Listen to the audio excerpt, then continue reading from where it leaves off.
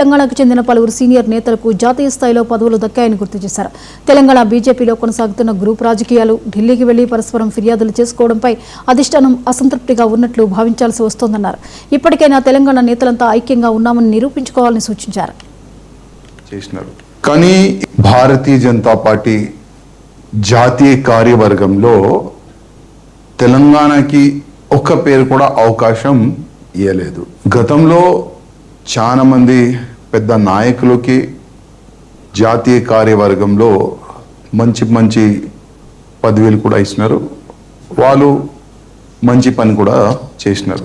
కానీ ఈ కొత్త నితిన్ నబీ గారు ఒక కొత్త సైన్యం తయారు చేసినారు.